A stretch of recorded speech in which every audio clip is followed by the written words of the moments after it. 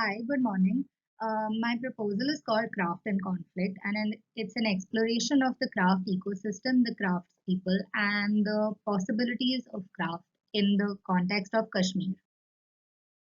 To begin with, I started exploring with what exactly is craft. Honestly, I haven't had too much prior exposure to it, so this activity really helped. I started my exploration with learning more about the perceptions and definitions of craft through the ages, and also the role and perceptions of craftsmen through the ages. Like, who exactly are there? What is the things that they have done? Um, and I came up with a few realizations and questions which kind of led me to where I am, and I'll just read them out. The first one was that as times are changing, the creators, the audience, and the culture around craft is changing too. And culture is generally shaped by changing trends. And we have this weird thing that we do where, in trying to preserve its traditional integrity, we try to keep craft immune from changing trends and um, changing demands. But I don't think why should crafts be immune to changing trends if all of culture is affected by changing trends? Um, and this kind of led me to think about what if we didn't look at craft as a means of livelihood, but more as a creative expression and source of joy for everyone. So, one thing that led me over here was that human beings are fundamentally creative and that machines are kind of taking away the joy of life. So, this refers to how over the ages, craft is being looked at as only a product and it's measured how good it is measured in terms of how utilitarian or how cheap or how efficient or how well it functions. But craft could be looked at as more than just a product. For example, it could give a voice to communities, it could be artistic expression. But we've sort of lost that out. And in like, m- I believe it's because of industrialization and colonization, but craft is looked at more as an industry rather than a culture now, which makes us look at crafts as only products or a means of livelihood. Um, in the traditional context, specifically in the past, craft was much more rooted, wholesome, and well reasoned. There was a symbolic, contextual, or historic undertone behind every choice, which put so much value in the piece because it was so context specific and it made so much sense for those people and their purposes. However, now craft is more of it's just an aesthetic and it honestly cannot meet um, mass produced products in terms of utility. So it fails to deliver even as a product often. um, in India specifically, Indian craftsmen have symbiotic relationships with their surroundings and context. Their surroundings highly influence and inspire crafts, and things like material, texture, process of production are very influenced by the context that they are in. And so I believe that the way craft tradition could evolve in the future is by actually responding to their environment instead of responding to something like consumer demands or foreign trends. And this would be a really good way to strengthen the agendas of craft people. Often, as craft evolves, I've noticed that craftsmen aren't as involved in it, and the people involved are either designers or third parties. And we kind of take the voice of the craftsperson out of the craft product. Um, and there are ways to bring them together. For example, historically, crafts can take on roles other than just being a product. They can fit in that craftsperson voice. For example, during the Swadeshi movement, when we were trying to gain freedom as a country, craft became a catalyst for political thought and action. The idea of by the Indians for the Indians tried to restore the dignity of labor and human creativity. And so craft became a movement. Craft can be a medium, craft can be a tool, and it doesn't have to be restricted to being just a product. Then I conducted some further research, attended a few webinars with craft experts, and I had a few thoughts which kind of converged again to bring me to my proposal. And so I'll just go through them. To begin with, I wanted to look at artisans as the protagonists of my project rather than the craft. Uh, as a human-centered designer, it it was a little odd to see that craft and the preservation of craft took priority over the people, their emotions, their lives. And so I wanted to keep artisans at the center of this. Um, Another like insight that I got from my research was that the Craft interventions should work by supporting and engaging the community instead of disturbing the people and their pre-existing systems. You can't force an agenda onto them, or you can't try to modernize their agenda either. It's important to just help them preserve their own agenda, and just give them the confidence and respect to follow it.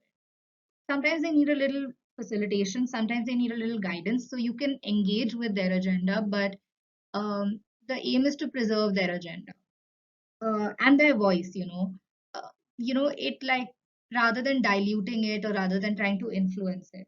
Um, so craft communities, another insight that I got from my research was that there is this idea of craft communities in India. But the way we should go about working with these is that you should respect the diversity of the craft community. So interventions should be based on location specific responses. Instead of taking the template of a craft community and applying it across the country, we have to look at the quirks, the problems, the context clues that every place comes with, and then create a intervention or contribution which is tailored to that. It's not enough to just take the model of a successful craft community and apply it across the country, because every place comes with its own struggles, its own ways of living, its own traditions, and you cannot just stamp this template onto it. Um, and so the point is not to have 100 craft communities. Instead, we should have location specific responses, which are, this is very important, but they should be led and directed by the craft people. Their voice should be clear, and their voices should be what guide the intervention.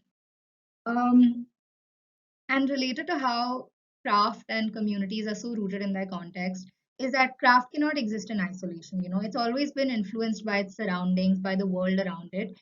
And one approach that my research gave me was that sometimes you maintain a craft by letting others influence it. Craft is not immune to changing times, but it can evolve. And one of the ways it can evolve is by letting people influence. Um, Right. And then one thing another insight that I heard that really inspired me was that art has historically been used as a reflection of violence, community suffering, and coping. In conflict zones around the world, there have been several artistic interventions which help people deal with the reality of their context, and even spread awareness about it in some places. And this sort of applies to India and conflict zones over here as well. Often designs or like craft products over here are devoid of the craft person's voice. They kind of make the designs that work for the market, or the designs that the designers are telling them to, or the designs that the third party are telling them to. And I believe one of the reasons for this is that creativity is really hard to achieve when most of your life is stuck in a struggle for survival. So historically, craftspeople used to be the designers of their own work. But over time, I feel like their voice has been lost in craft, because they look at it, it is their means of livelihood at the end of the day, and they cannot let go of the fact that the product has to succeed for them to earn any money off of it. And so they become so limited by the limitations of consumer demands and changing trends and making it as cost effective and efficient as possible, that the creativity over there somehow gets lost. And to add to this, I believe that the aim of craft doesn't need to always be efficiency. Sometimes it can be giving a voice to the people, and that can benefit the community in ways that they perhaps do not realize yet, or they have let go of for some reason. um and it's not that it has to stop at just giving a voice to the people. Ideally, the most appropriate market for craft would be one that values and appreciates craft as a luxury because of the amount of creativity and human connection in it. And I believe that if if craft becomes a medium of expression again, and if the craftsman's voice is heard in his work, and the point of craft becomes to give a voice to the people, it will just enhance the amount of human connection it provides, and that could really have value in an appropriate market.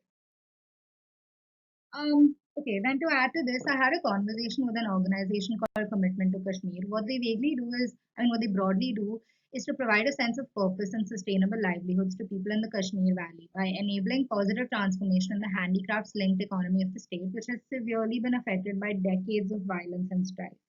Um, Kashmir is a huge craft center of the country. When I spoke to C2K, they told me that about 60% of the state's population is involved in craft in some way, whether that is production, manufacturing, trade, um, yeah. And it has a variety of different crafts. It has pashmina shawls, it has carpets, it has walnut wood carvings, it has copper work, wicker work. And as a craft center, it's quite unique. It's very unlike any other craft center in the country for two reasons. One, there are like large numbers of very highly skilled craftsmen in Kashmir. Um, there's very little machine made competition to deter them, and craft is a really huge part of their tradition. So you will find lots and lots of people who are extremely skilled in what they do. And the other factor that makes it so unique is the conflict that's been going on for decades at this point. Um, there is a lot of density of crafts in the state, and these crafts hold a lot of significance and value over there. Um, it's a community activity. It's a large part of their community identity. For example, full families, male and female, will both be involved in craft, and it'll become a place to talk and discuss. Like in Kashmir, they practice crafts mainly out of their own houses, and so it's a very personal activity, and people engage in it day and night. Um, as an example of how it's like such a community identity thing, when there are large orders, for example, communities will come together, like whole villages will come together and embroider for days together so that they can like satisfy an order. And craft has always been a form of expression and sharing ideas and thoughts. Um, and it holds a lot of significance in their daily lives also. Crafts in Kashmir hold importance in their rituals, in their everyday objects, in their marriages, their birth ceremonies, their death ceremonies. And they hold a lot of emotional value as well. People are very bonded to their crafts, and they have a lot of value for them financially as well. Um, Regarding the conflict has been around for a while. It affects the craft system majorly in terms of its smooth functioning. So you never know when there might be a riot or when there might be a curfew, and production will get completely stopped, and so they cannot keep to timelines. The production process isn't smooth at all. Access to raw materials is hard. The tourism economy has completely died down because of the conflict, and so the craft economy was very dependent on tourists coming in and buying products, and so the craft economy is struggling because of that as well. And so their livelihoods are highly endangered because of this. And not only are they endangered, now they no longer see the hope in crafts. There used to be a lot of value and respect given to craftspeople in Kashmir, particularly. But with time, they've sort of lost hope in craft as a way of living their life. And so the second generation is kind of averse to it. They are encouraged by their parents also to move out and get educated and not engage with crafts anymore. Aside from the sort of economic impacts, the conflict also has a major impact on the people and the way they feel in Kashmir. Their mental health is majorly affected. There's a lot of trauma. People wake up to it, they sleep hearing it. It's in everyday conversations, it's in the news, and it's really unfortunate, but it's become the narrative of Kashmir now. And that's how outsiders view it as well. And it affects them majorly, but they're very timid people. And while they feel the effects of the conflict, they're very scared to express their feelings about the conflict through art or through their craft. Um, they're scared they'll get into trouble. They don't necessarily want to engage with it in any way. And so C2K actually did a collection a few years ago where they sort of urged artisans to show their emotions about the conflict through craft. And it was really good. It was beautiful work. But the craftspeople were really scared that would the customer even want to see the truth? Like their assumption is that when people go out to buy handicrafts, they want beautiful objects. They don't want a reminder of violence and a reminder of the conflict and suffering that people are going through over there. And so it worked as a one time thing, but they've never really used crafts as a means of expression after that, even though historically it has always been a means of not only individual but also community expression. Um, And so there's a real emotional disconnect in their craft. They face these emotions every day. In fact, when C2K began their work in Kashmir, for the first 2 to 3 years, they could barely engage with them in about craft interventions because the people over there were just so happy that they had found somebody to listen to their voices, and that there was somebody who wanted to listen to their concerns and their emotions about the conflict. And so clearly there is a lot of emotion to express, and maybe craft could be the means of expressing this. The people in Kashmir and their crafts have actually always been influenced by their context. I mean, one of the biggest inspirations for their crafts is the landscape and the nature around them. Their religion, their faith is also a huge inspiration for them. And so there is a possibility of translating that outside influence into artistic expression. And the conflict has no boundaries. It affects their daily lives, it affects their livelihoods, it affects their children. And so if it's in every sphere of their lives, could it be in it's I was just observed to me that they didn't express it despite it affecting their entire lives. And so maybe crafts could be the way of doing. This is a mapping of the current scenario in Kashmir. It talks about largely what I have covered, and some other questions. Um, right. So after I did all of this research, this is kind of what I came up with. So historically, craft has reflected the times around it and has helped communities tell stories, cope with their suffering, build their own identity, and speculate their futures. You know, it's a rich, expressive medium with the potential for storytelling, symbolism, and personal touches. And typically, it reflects the influences of the time, the state, the age, and it comes along with a lot of potential to express, realize, articulate. And in a time where craft is valued because of the human connection it provides, um, craft has a lot of potential to show human intimacy, personal journeys, personal explorations, and vulnerability. And so, craft in its ability to communicate be used as a means of free speech, cultural documentation, and maybe even emancipation for communities located in conflict zones. Often, conflict zones include a discourse war, wherein there are several clashing narratives. Typically, one narrative is stronger than the other, and the voices of people are often drowned in a conflict. So, could craft not only craft the end product, but also the process of making act as a means of building community resilience, um, supporting community organization, and producing and reclaiming your own self identity in the wake of such strife and clash and controlling narratives. It could be a unique means of expression. And what we're looking at over here largely is using craft as a means rather than an end. Yes, this is about the same thing. I believe that a powerful connection could be built between craft and craftspeople, such that the process and the product become a means of release, a way to reclaim their identity, and a voice for the silent to express feelings like hope, pain, and compromise. It's also a way of reflecting on culture and society, better understanding cultural differences. And craft has always been ingrained in the traditions, ways of living, and identities of craft communities. And it only seems right to explore it further, um, as a means of expression for them. Craft should serve the craftspeople and not just the consumers. So my aim largely over here is to authentically respond to the existing needs of craftsmen and help them recognize ignored needs through active questioning and reflection. It's also to bring about a fresher understanding and perspective about the possibilities and the role that craft could play for craftsmen. Um, Based on my conversation with C2K, the people in Kashmir have become really hardened, and they now view craft as only a job rather than a part of their tradition. And so one of the aims is to kind of reopen their eyes to the potential that craft holds. It's also to support evolution and strengthening of agency and the building of community resilience while considering the limitations of the context.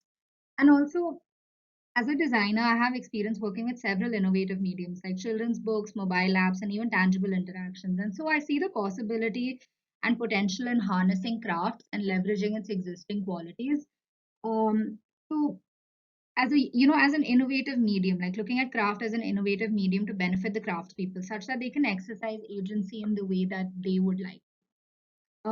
Here I'd largely want to adopt the role of a facilitator and kind of aid them through the process of discovering craft as a tool of expression and release, help them recognize the possibilities it holds, and create a space for them to exercise these abilities. Largely, I think my aim would just be right now, the way I see my project going, the aim would be an increase in communication and expression.